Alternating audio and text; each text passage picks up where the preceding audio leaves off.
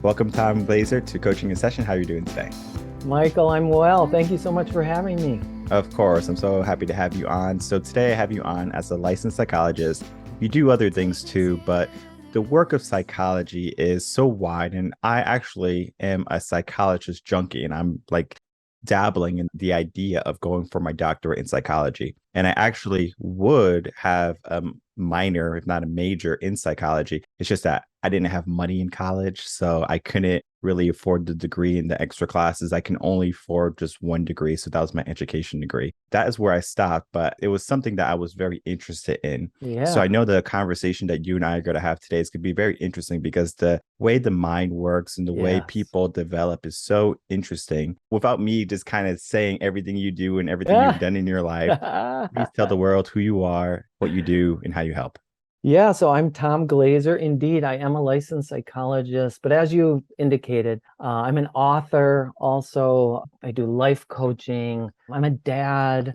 I'm a runner. I'm a dog lover and an animal lover. So like all of us, right? There are so many components, and I could go on and on. That's just Mhm. kind of the first things that come to mind. How do I help? Gosh, I listen really deeply, Michael. That's the number one thing. And I'm writing another book. What I've been writing about is what I do, particularly with trauma survivors. And the word that keeps coming to me isn't even an actual word in the dictionary. What comes to me is this word presencing. So I provide a steady, loving presence. I'm just really deeply with clients and available to whatever comes up. And that's everything from, the worst things that happen to people and their deepest struggles and their incredible shames to their incredible potential. And I kind of just hold it all at the same time. And it's like when two hearts and souls and minds come together with a positive intention, I'm telling you, magic happens. And I want to get into the idea of communication, effective communication. There's so many books on how to be an effective communicator, be a better communicator. And you said one of the secrets, listening. How often do people listen to respond rather than listen to feel? Yeah, more often the first. More often people are thinking about what they're going to say next versus really being in the moment. And I like even how you asked the question, listening to feel. So here's a definition I love. Deep listening is the willingness to be changed. So yes, to really listen deeply is a vulnerable act because I may be affected, and I usually am. If I'm actually deeply listening, I'm affected, and it is in the body. It is an emotional, a visceral experience. That's where deep change for both parties is available to us. And we must be seen and heard. It's absolutely critical to human development, Michael, right? When people are not mirrored, when infants are not mirrored, they do not develop as well. They can survive sometimes. They're not going to thrive. They're not going to reach their level of potential as often or as soon as they could if from those very opening moments of life and throughout, they are seen and heard and honored and valued. It's as critical to us as air, water, food, shelter, all that. There was a study done, I believe it was a Russian study, or it was a study done in an orphanage. I'm sure you might be familiar with the study where they had a group of or different groups of children and they would give the children different things. So one group of children would get play, love, affection, all their basic needs, food, diaper changes, and then there was another group that just got the diaper changes and the food. And what they that was developed because they weren't getting that love and affection died. And then the other two-thirds, they had some type of mental issue, right? Whether they were antisocial, they had high anxiety. I mean, you name it, right? A type of mental issue. And it's so important, especially on in the early development of a child, to show them love, to show them affection, to hold them, to care for them, to nurture them more than just changing a diaper and feeding them. I'm a new dad also. What I've noticed, and I mean, fortunately for me, I've been an educator for quite some time. So I've been working with kids for probably the past 15 years. So I know the ins and outs of childhood development and raising a child. So when it was my kid, though, it's different in the sense of I know I have to do this. My schedule's very busy. I need to make time for him. So, in a sense, he's a priority, whether it's a meeting, whether it's work, whatever it happens. If he needs me, he's going to get me. And whatever else is on the back burner. And I remember when he was born a month earlier. He still had all, 10 fingers, 10 toes, and everything like that. He was just ready to come out. He was like, I'm ready for the world. So he came out a month early, and I had workshops after workshops scheduled. And I'm just thinking, all right, I have a month left. Let me just work. And then 2 weeks before he's due, I'm going to take off. I had it all scheduled. Well, I learned you can't schedule with children. And in life, you just can't schedule the idea of being mentally stable because there can be something that can just throw you for a loop, whether it be you're a new parent, you lost your job, someone in your family died suddenly. There's a lot to psychology and the impact of that to the mind. And I want to dive into trauma with you and then happiness, because I think a lot of people, they want happiness, but they wait till they have a deep trauma in order to seek that happiness. They have this really strong emotional, mental impact where they say, I don't like this feeling of negativity. Let me figure out what happiness is. So I want to back up for 1 second. I just want to comment on that study you mentioned in the orphanage. We now know such studies are absolutely unethical, and hopefully they would never be replicated in today's age, right? That's a horrible thing to do to children intentionally to find out what would happen. So just always feel the need when that study comes up to emphasize that. I can even say for me, despite, I've been a psychologist my whole career, a similar thing happened to what you just described, that it took losing my dream job for me to wake up and do some of the deeper work. Now, I've always been interested in personal development. I've been working on myself my whole adult life and really even before that. So it's not like it's just all or nothing. But when I quit my dream job under duress, I might add, I got depressed because, like you had a plan when you were anticipating your son was born. You were going to work up until that 2 weeks before he was due, Mark. I was going to retire at my dream job. I had my life planned out. Well, the universe had other plans for me. In the midst of my depression over giving up my dream job, I noticed super happy people all around me, and I got really curious. First of all, I just observed, like, what do they do that I am not doing, or what are they not doing that I'm doing? And by the way, you also mentioned trauma. Let me say, losing my dream job was what we call a small T trauma. So, big T, war, famine, rape, incest, earthquakes, natural disasters of all kinds. Small T's are things like losing your dream job, right? It's something so unexpected. It jarred my life. We could consider that a trauma. Trauma is on a wide continuum. And most people have in my experience, most people have some form of trauma when you look at it in that broader definition. Again, meaning something unexpected comes up that disrupts your life and threatens your sense of security. So that was me. I was, I had my life planned out. I was going to retire at this job. Anyhow, I noticed really happy people all around me, got curious, started asking them questions. It just snowballed into this whole project, starting with videos. I videotaped interviews where I just quizzed. Interrogated sounds a little strong, but I asked really good questions of the happiest people I personally know.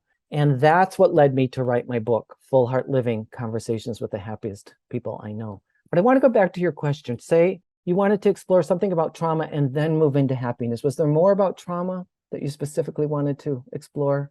Well, just the difference in how people get to that trauma and then they want that happiness, but they might have a perfectly sustainable life right now where they're complacent, but they don't seek that happiness. They just kind of remain static. Sometimes it takes a trauma for them to realize that happiness or to see happiness versus, okay, my life is just this. Yes. There's a tendency in human beings, particularly in our Western culture, to stay with what is familiar. There's comfort in what we know, even if it isn't serving us as best as it could. So we get very attached. This is where Buddhist concepts and mindfulness concepts can be very, very helpful. We get attached. And I was attached to my job, right? I was predictable. I knew what I was doing. I was really good at it, if I do say so myself. I really loved it for the first 7 years. There's comfort in that. And change can be threatening, scary, because we don't know. When we mix things up, it's not as predictable.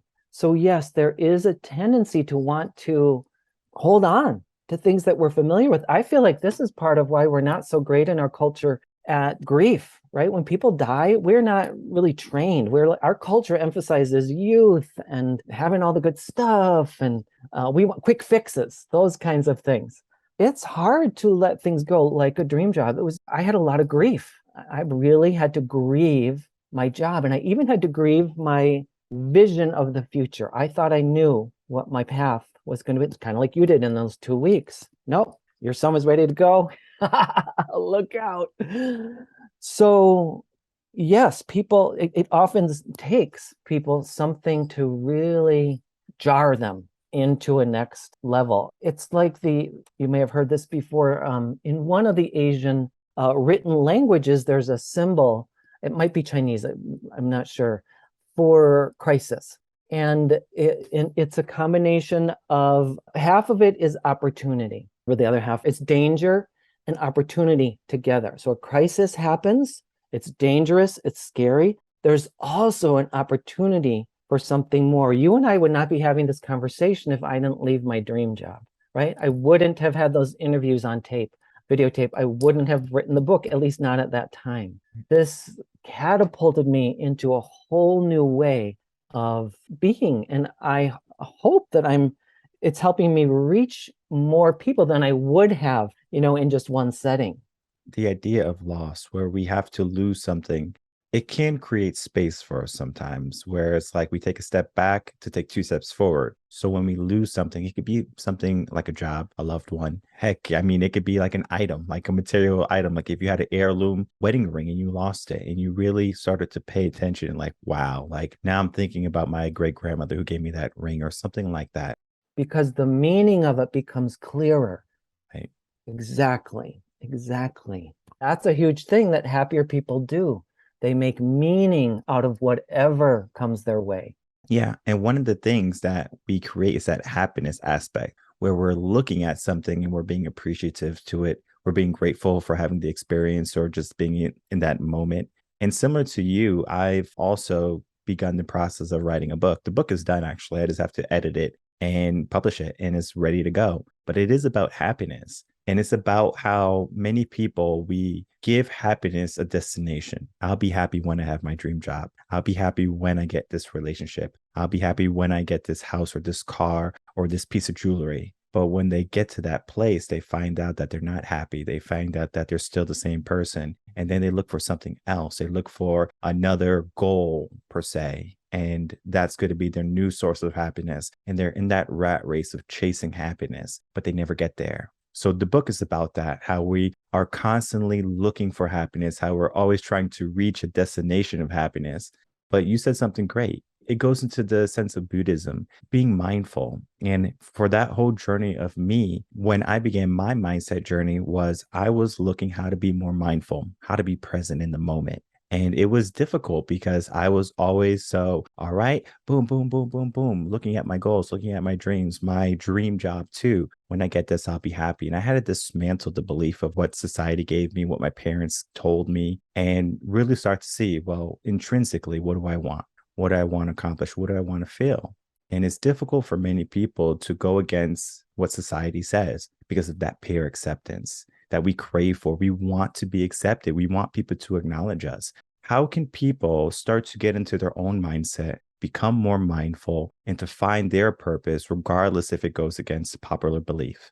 Let me say first, it's not one or the other because we need to be accepted by people. It's kind of like I was saying earlier, the mirroring that, and it never goes away. It's not just infants who need it. Our whole lives, we need other people to help us know who we are, to accept us, to love us. But yes, when we have a desire that maybe doesn't get the support of some people who are really important to us. I remember this way back. I was an orientation leader in college, and I will never forget one of my, new students, like she wanted to be in whatever the field was. I think it was in the arts. And her family was like, you must study law, like that kind of classic example. And she knew she would be absolutely miserable. It's very difficult to go up against forces like that, right? Because we need the love and acceptance of our parents. Find a tribe, I would say, number one. Because, and by the way, this reflects what I learned from my whole project, videos and books. Happier people connect really deeply with other people. They find a tribe. So your parents may not ever accept you studying fine art when they believe you should become a lawyer. So find other people, find your, go to your great aunt, Lois, who you haven't seen in 30 years, who could see your dream, right? Who could believe, find people who do believe in you to balance that out. And without that, see, one of my jobs was at an art college, and it was fascinating. The people who had families that supported their dream of becoming artists did so much better academically and socially in so many ways. The people who found a way to get to art school, but their family did not support them, they had so much more trouble in all of those areas. But again, so then their job is to continue to seek out other loving people who can embrace their dream and help them see that it's right to follow your passion. By the way, that's number 3 of the top 3. Happier people connect really deeply with their passions. Less happy people are lawyers when they should have been fine arts majors. Number 2, by the way, since I've said these 3, number 2 out of the 3 is connecting deeply with the self. And that's where the mindfulness comes in, as well as like knowing who we are, honoring ourselves, which also has some merit in what you and I are talking about. So just to summarize, happier people connect really deeply with other people, themselves, and their passions. And then the 4th is they serve others. They're in the service of the greater good. They make the world a better place. And you can start at any one of those places, and they all dovetail and overlap beautifully. And when someone is looking for their tribe, what would happen if they went into this wrong tribe where they might be, let's use an example of the hood. It's one of my favorite examples because I grew up in the hood. You might have a tribe of people who sell drugs, gangbangers, bad people in the sense of they're not going to help you grow past a certain level, right? You're going to find yourself stuck very soon. Because they want to keep you at their level. Exactly. Yeah. So you're going to find yourself stuck at some point where you have the opportunity to flourish and grow and to be something amazing in life, but they keep you down there. So that tribe, even though they've been there, they might have supported you. It's not a lifetime tribe, right? So I want to kind of talk to you about the idea of being in the right tribe versus the wrong tribe. Yeah, because do those people really have your best interest at heart? No. They want to keep you down because if you go up, they get threatened. I'm reminded again of a client who worked for the post office. This is another classic example, really similar. He was miserable at his job. He was a super creative, artistic kind of person also, but he had a great job by many standards, right? They have great benefits. It's super consistent. The pay is decent. So at lunch, all the people in the lunchroom would be like, you have a great job. What's wrong? Why would you want to work anywhere else? This is the same thing. They weren't seeing him as a unique individual with some other needs. They didn't want someone else to leave the tribe because it might make them reflect on their own dissatisfaction at the post office. Very similar. What do you do with that? It's not easy. So number 1 is wake up to that. Just recognize that. Do they have my best interest at heart? Are they really seeing me, supporting me as a full human being with maybe some unique interests different from theirs? That grief is going to come up, even if it's not a great tribe for you. If you have been in that mix for a while, you're going to be sad. You're going to have some depression like I did when I left my dream job. Even though it turned into a nightmare for me, I still grieved it. Support yourself through that. Find people who support you. I was really lucky. I had a husband who said to me, Tom, you must leave that job. You can't keep doing this to yourself. You're miserable. Now, the truth is I was also making him miserable. He was kind enough not to tell me that at the time. I figured it out later. And the idea of finding someone, though, that's the important part. This kind of goes back a little bit about what you were saying about like your parents love you or might not love you. We seek the affection of our parents. And it got me thinking kind of in the sense of unconditional love. What is that, right? Are parents able to have that? And I mean, I have my own viewpoint on unconditional love, but then again, there's going to be outliers. For me, I only believe that unconditional love can be from like a mother and their child. A father can easily separate from that. maybe because of biology, because they're not carrying around this baby for 9 months. The woman is. For me, I could easily disconnect. I was able to, during the whole pregnancy, go out, do what I had to do, go to the gym, and she's barely able to walk around, my wife. So she was with him. And then after the baby was born, you could just see that bond that, she didn't want to let him go. Versus me, it's like, all right, I'm going to the gym, right? I got to go to work, right? It's just like I was able to disconnect very quickly. Now, I love him and everything like that. But at the same time, I think her bond is stronger than my bond. And if I ever had to discipline him or be tough, I wouldn't have an issue versus her. She might be a little bit more restricted because she loves him. And then I even look at my mom, and my mom, she has that unconditional love for us. I can tell where she would sacrifice anything that she has, anything she has built, created for the benefit of her children. And again, maybe men can, but I think it's something that is innately inbred in the minds of women.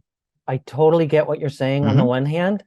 Tell me about And it. Tell me about it. Yeah. and I would say you're at an extremely common stage in a young family, Hmm. that many fathers feel this way as a third party to this amazing attachment that goes on with a newborn and its mother. And certainly biology is in here. And are men less capable of that kind of unconditional love? I am convinced that they are completely capable, and that intimate relationship skills are just that, they are skills. And I've seen men transform their own lives, transform their families' lives by being dedicated and showing up. And at different stages, my prediction would be you will be much closer and you'll look like the unconditional love provider, and your wife will be the outsider, and it'll go back and forth and up and down. And it's so common, if not 100% universal, what you're experiencing right now. So I say this because there's an epidemic of single mothers, right? Yes. Where a Yes. mom will go out, she would have a child with another man, and the man is out of the picture. I was watching a video. It was a guy who just came out of prison. And what he does now, his career is he goes to mothers who need help, who they might have a child, typically men, a young boy who's very violent, aggressive, on the wrong path. And he will go talk to them. And this is a guy who's been incarcerated for many years, and he's finally out, and he's helping these young men So great. not take the same path he did, right? To get Right. off that path and to listen to listen to his mom and to be different.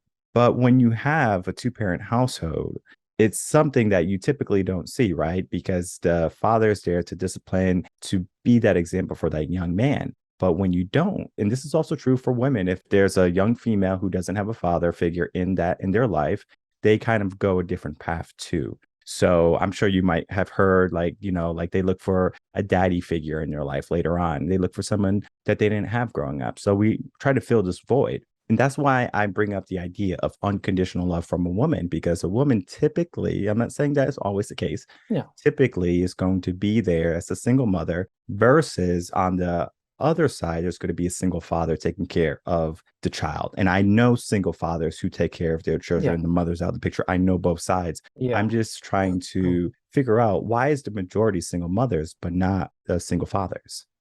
Well, this is a very complicated question.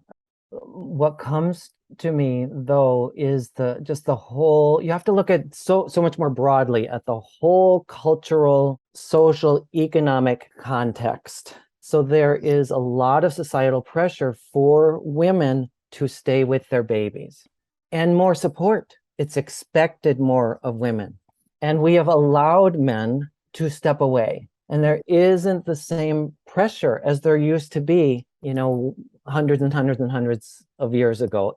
And when I say pressure, I mean in a positive sense of a whole economic, cultural, societal support to help the nuclear family. Like, our system is pretty, in my mind, dysfunctional to expect just one mom and just one dad, right?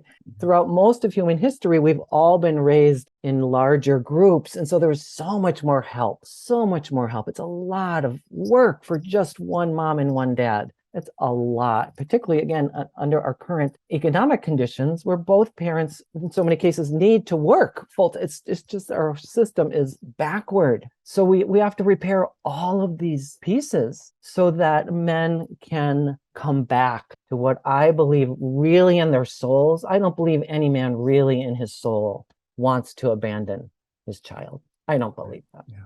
Never, not for a minute. It's not my experience. When I've worked with men who have, and I'm using the term abandon just for shorthand, I don't mean it in any judgmental sense. There's incredible pain when they allow themselves to come to the truth. They regret it. It's difficult though, especially if the father wants to be in the picture and the mom or the woman makes it very difficult, right? So we have that aspect. And then we get into the psychology of society. We have a very modern society. We have a traditional part of society. And then I like to call, we have a modern society with traditional flares, where someone wants to be traditional, but they still want to be modern. So they might want to be a stay-at-home mom, but they still want to go to work too. Or they might want to be a father who stays at home, but they have to be the breadwinner, right? So it's like a mix and match type of thing, right? So we have a bunch of Legos. We're trying to make it all fit together. For me, I have a very traditional type of relationship, which I prefer. And I made sure when I got married, that's what I was kind of going down. And everyone has their preference, right? So I'm not going to just say traditional is the way to go, because you might want a modern relationship. There's nothing wrong with that. But you do have to make sure the person you're with has the same values that they want to uphold for the marriage and for the child, et cetera, right? Exactly. So I was looking at that aspect. But then we have situations where one parent or the other would say, you know what, I'm going to take this kid from you and you're not going to have access to them, right? So it's kind of like they use the child as a weapon almost, saying, I'm going to take something that you love. And I think you said something amazing, that most men, they don't want to give up their child. They don't want to leave or abandon their child. It's just that sometimes they're dealing with someone who is so vindictive in the sense that they don't want that man to have this pride and their joy. So they do the one thing that they know is going to hurt them, take their kid away, and they make it very difficult for them to get it. And the court system is oftentimes going to side with the mother, saying, okay, you want to have the child? Then okay, of course, he's going to pay child support. We can have maybe a joint custody type of thing or partial custody type of thing where he can see the kid maybe 1 or 2 days out of the week. But then still, is that enough, right? So we kind of go into that aspect. Can we talk a little bit about the idea of modern society, traditional values, and then using children to weaponize the opposite gender? Horrible. No one wins in that situation. No one wins. I don't even know what to say, Michael, right? It's just maddening. Not okay. Not okay. And that does such damage to the children psychologically. Again, I've worked with adults who experience this kind of thing as children, and it's not pretty. It's not good. It's not good. It's not that I'm not saying it's like they can't heal from it. It's just those are very deep wounds. Yeah, we can make a lot of progress. And some of those really deep wounds, they never totally go away.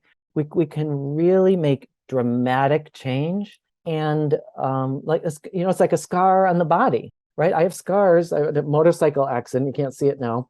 I've got a huge scar here. It never totally goes away. My skin is different there, similar psychologically. I can heal myself psychologically. I don't forget what's happened. I can shift my relationship with the memory. I can be less dysfunctional in my response to the memory or how it gets triggered or played out today. I know I've been chiming in on child development, marriage, things like that, but there's a reason for it. Yeah. Right. I was laying out the foundation for this next type of question, because we do have to understand this is a problem, right? What we just spoke about, to understand that this is a problem. The next part is how we are as humans, how we are as people. When I was a teacher, I saw this in the school system. I saw what was coming out at the end of high school, meaning, all right, they get the diploma, they walk, now they're ready for the world, right?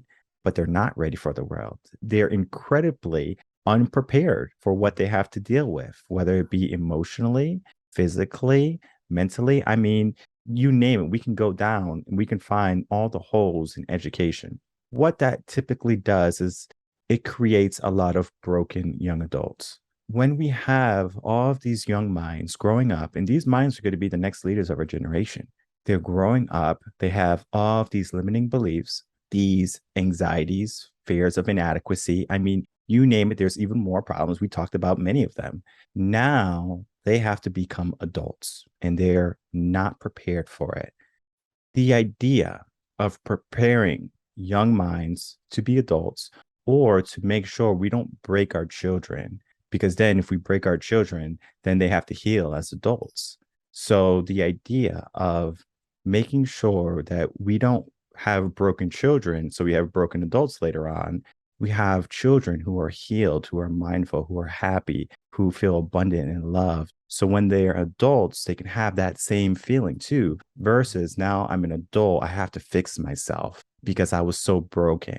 That's what we have right now. We have a school system, we have a society that maybe not intentionally, the majority of kids come out with some type of trauma, some type of feeling of inadequacy. They're broken in a sense and they have to heal from it. So then we have adults that have to heal. How can we start to develop minds, a system where we are cognizant of making sure that we're not breaking our children? So when they're adults, they can be healed rather than having broken adults that have to heal from their traumas. What comes to me as I listen to you, it's like it's all back to relationship. You know, working with so many trauma survivors, so many of them say, Michael, that even if they just had one caring adult, one person who really saw them, who really listened to them, it makes all the difference, right? They then learn to believe that they have worth, that their goals are worth pursuing. That is such a curative factor right there. Just one caring adult or mentor.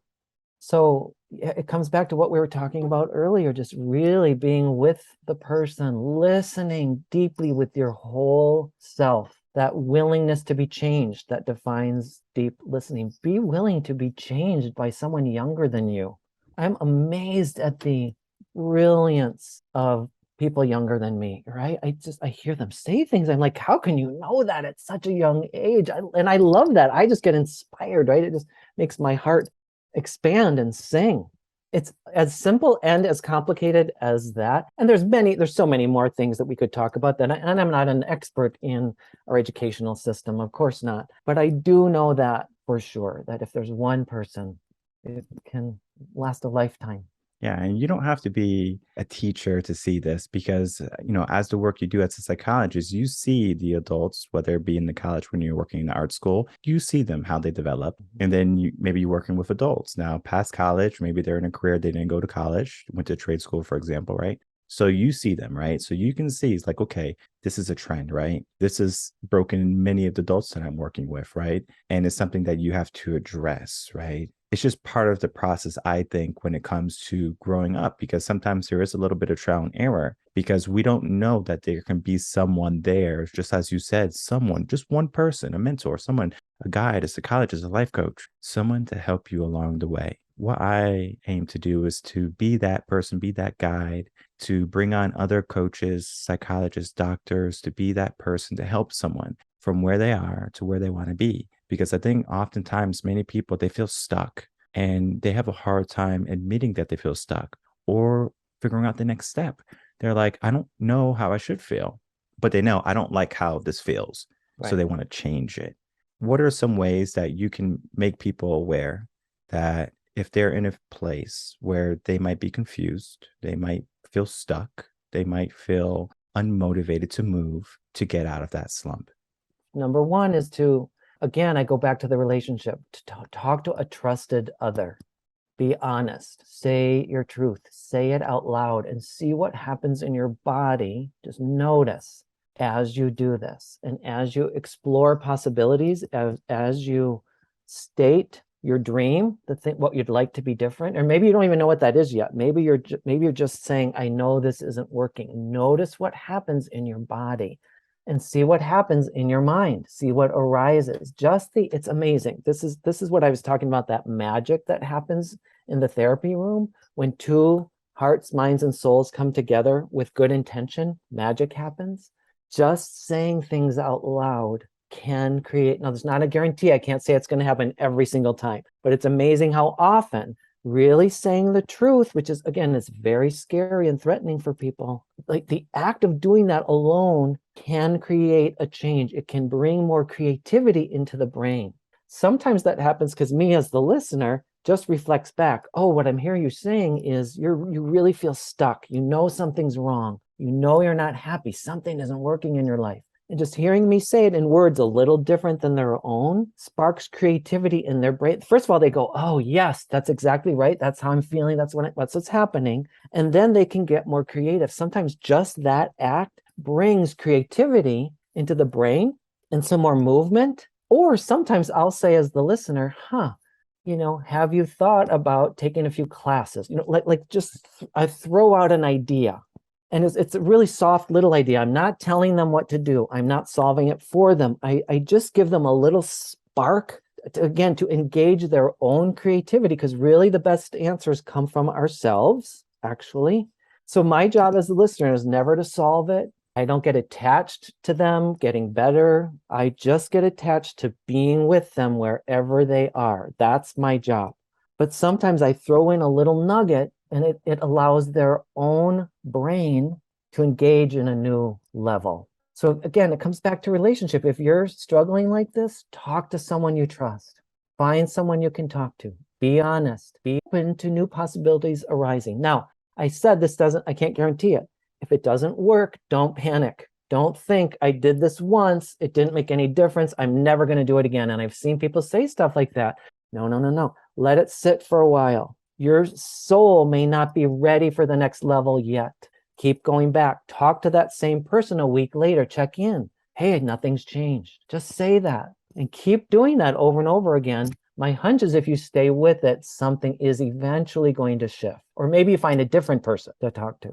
And it's the idea of remaining consistent to that self-betterment. If you know something is off, don't ignore it. Don't just throw it in the corner and then let it build up. Start, do something, meet someone, meet a life coach, a psychologist, therapist, whoever you need, whoever you resonate with. And I'm big on making sure you resonate with the person. And I'm sure people are going to listen to you, Tom, and they're going to say, Tom, I love what you spoke about. I love the way you speak. I love your demeanor. And they're going to want to work with you, right? And what you can do, I can't do. There's certain things that I can't do because you have a unique life. The way you grew up is not the way I grew up. And vice versa, right? Vice The versa. same is true with you. You're going to resonate with certain people. Yes. Exactly. And what we do here on Coaching in Session is we bring on individuals who have something to offer to the world: healing, creating abundance, happiness, creating that life that you want. You might not know how to get there right now, but you don't have to know where you want to be. The only thing you have to know is that you want to start.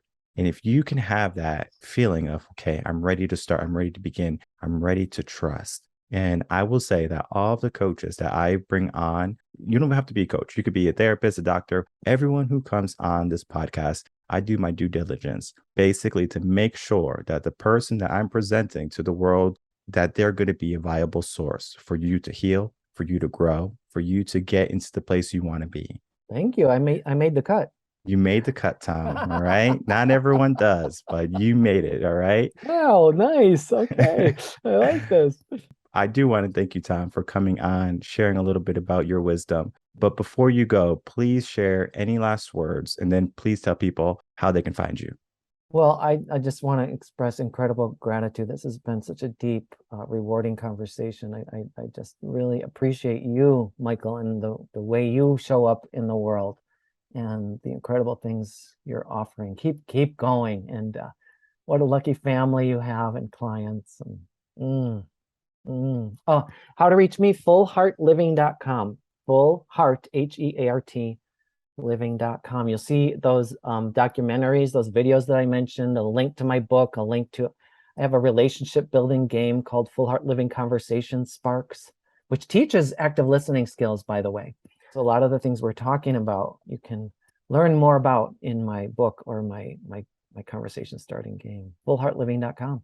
I'll have all that information in the description box below so people can easily find you, reach out to you, check out your book, check out the relationship game to be a better listener. I mean, the conversation that we had today was just the tippy top of the iceberg because there's so much to the mind, there's so much to psychology. And whenever I bring on a guest, they don't know what I'm going to talk about. Heck, I don't even know what I'm going to talk about sometimes. But what I do know is that it's going to be a great conversation.